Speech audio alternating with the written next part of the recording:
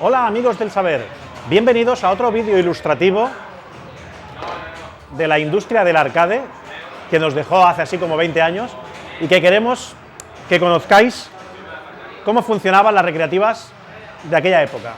Todas funcionaban con estos pequeños ordenadores que veis aquí, estas placas Jamma, que era un estándar que hizo la industria japonesa a petición de los operadores. O sea, porque antiguamente el problema que tenían principalmente es que las máquinas, como las que podéis ver aquí alrededor mío, eran máquinas dedicadas. Es decir, tú comprabas una máquina del Pac-Man y tenías el juego del Pac-Man.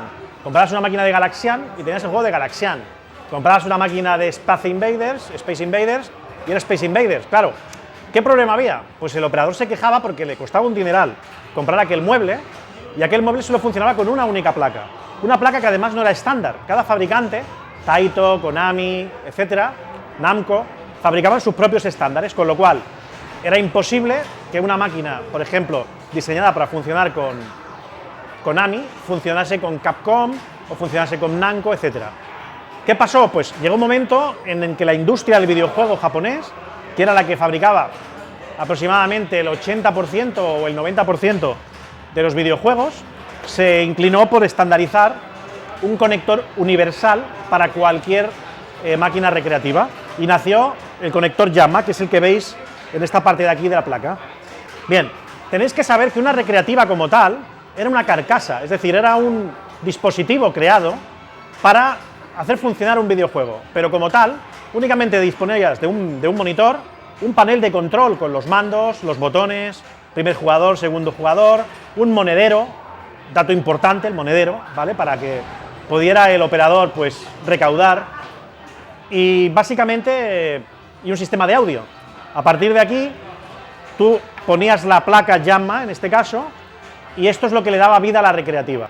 A partir de un momento se dejaron de fabricar o se fabricaban alternativamente muebles de recreativa genéricos, como los que veis por aquí detrás, que no tenían una marca, no tenían un videojuego definido, y entonces el operador lo que iba haciendo era comprando a sus proveedores nuevas placas. Cada placa era un juego, con lo cual incluso podía tener varias placas que iba rotando en diferentes salones recreativos, bares o lo que sea, para que la gente, cuando ya se había hecho un juego, ya sabéis que estos juegos de los 80 y los 90, sobre todo los de los 80, eran juegos de patrón, es decir, juegos que si tú por el Pac-Man te aprendías el patrón, podías estar jugando media hora a lo mejor. Media hora, 5 duros, pues claro, al operador le interesaba que durases minutitos, ¿no? Con lo cual, ¿qué hacía? Pues iba rotando estas placas en las diferentes muebles de recreativa que tenía.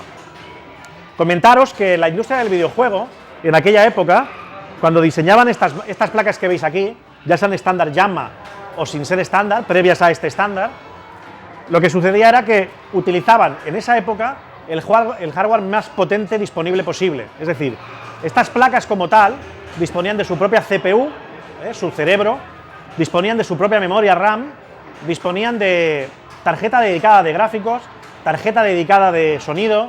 O sea, realmente eran máquinas muy potentes y eran multiprocesador, con lo cual, si os acordáis en aquella época, en los años 80, tú cogías un videojuego como un Pac-Man, que era relativamente sencillo, y emularlo o programarlo en un Spectrum, un Amstrad, un Commodore, se parecía pero no era igual, y era imposible que fuera igual, puesto que la potencia que tenía una placa Jamma nunca la podría tener un ordenador doméstico de 8 bits.